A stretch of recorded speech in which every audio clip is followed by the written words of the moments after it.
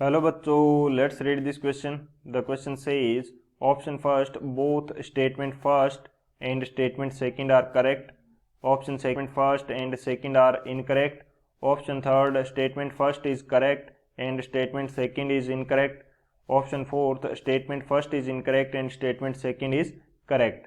Statement first, at a constant voltage, the heat developed in a uniform wire varies inversely as the length of the wire used.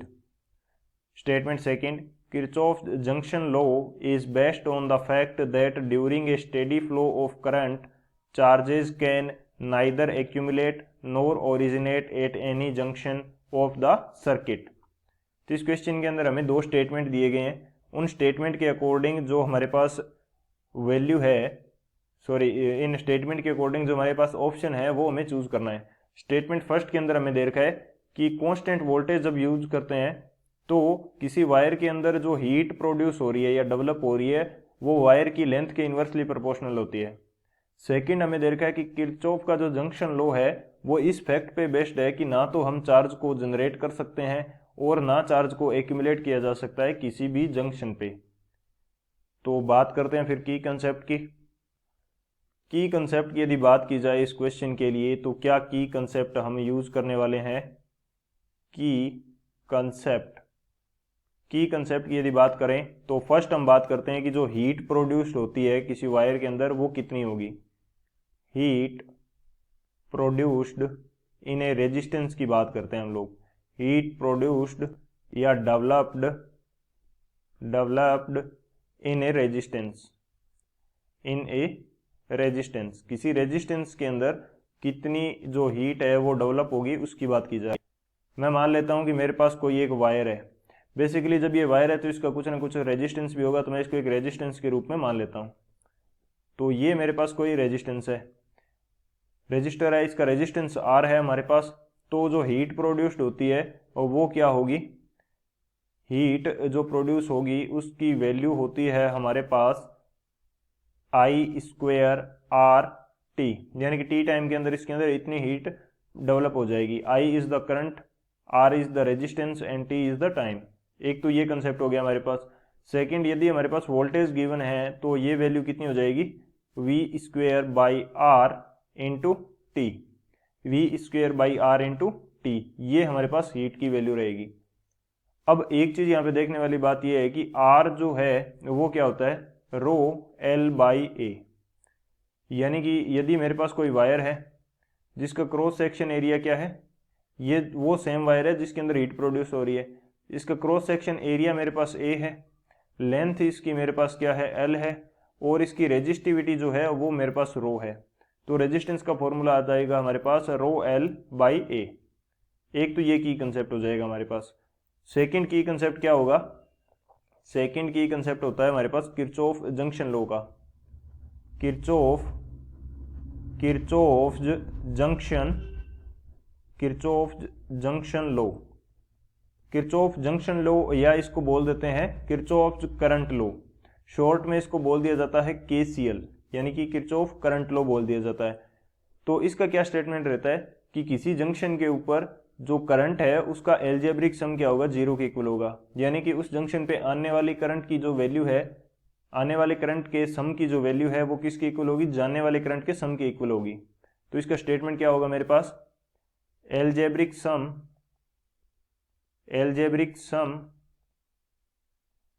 Of current at a junction will be zero. और इसको other statement के रूप में किस प्रकार से लिख सकते हैं इस लॉ को? वो हमारे पास होगा, यहां पे मैं लिख देता हूं, और ये दूसरा स्टेटमेंट क्या होगा? At a junction sum of entering current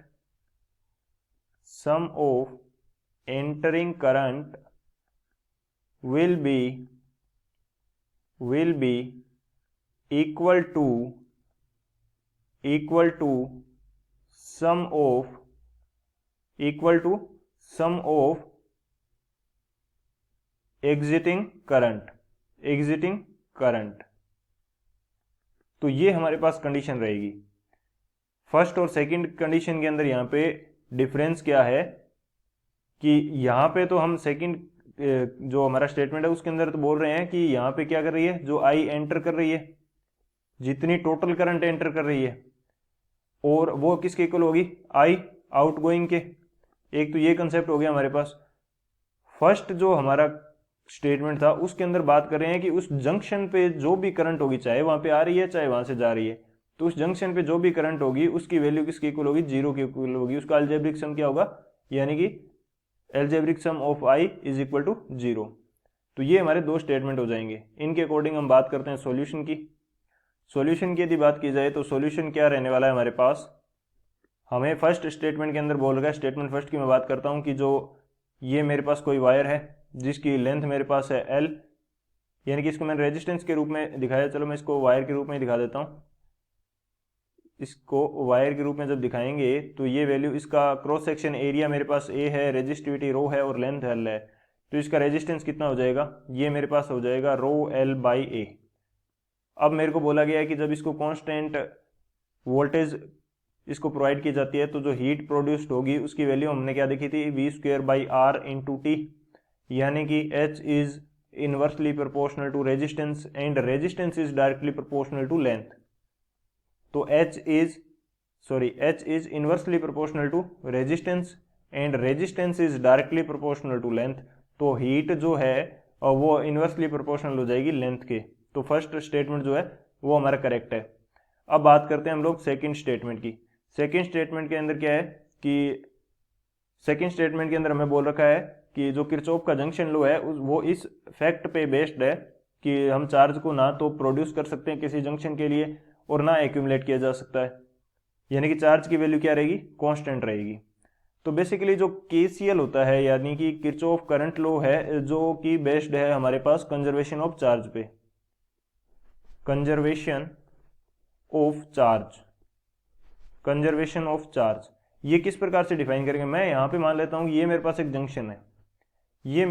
junction है, यहां पे करंट I1 आ रही है, यहां से I2 आ रही है इस जंक्शन की तरफ, यहां से I3 जा रही है, I3 आ रही है इस जंक्शन की तरफ, और I4 जो है वो यहां से इस जंक्शन से जा रही है।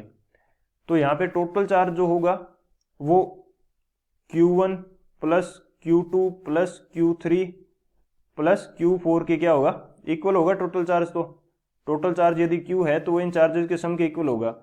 अब इस जंक्शन के लिए बात की जाए तो तीन करंट तो यहाँ पे आ रही है, एक करंट जा रही है, तो यहाँ पे जो करंट की इनकमिंग करंट की वैल्यू है वो आउटगोइंग करंट के इक्वल होनी ही पड़ेगी, क्योंकि आने वाला चार्ज जो है वो जाने वाले चार्ज के इक्वल होगा, तभी तो यहाँ पे चार्ज की वैल्यू कांस्टेंट रहेगी। चार्ज की वैल्यू क्या रहेगी, कांस्टेंट रहेगी। यहाँ पे मैं इसको डायरेक्टली यहाँ पे ये लिख देता हूँ कि जो चार्ज है Q जो है वो क्या रहेगा, कांस्टेंट रहेगा। ना तो यहाँ पे चार्ज जनरेट होगा और ना चार्ज एक्यूमुलेट होगा। तो जितना चार्ज यहाँ पे इस जंक्शन पे आ रहा है उतना चार्ज यहाँ से निकलना चाहिए, और चार्ज के जो फ्लो की रेट होती है वही तो क्या होती है, हमारे पास करंट होती है। सो ये कंजर्वेशन ऑफ चार्ज पे बेस्ड है। तो सेकंड स्टेटमेंट जो है वो भी हमारा करेक्ट है। तो कौन सा ऑप्शन करेक्ट हो जाएगा यहाँ से वो देख लेते हैं। तो ऑप्शन जो हमारा फर्स्ट है वो करेक्ट हो जाएगा, both statement first and second are correct. So option 1 is the right answer. I hope you understood it well. Best of luck. Thank you.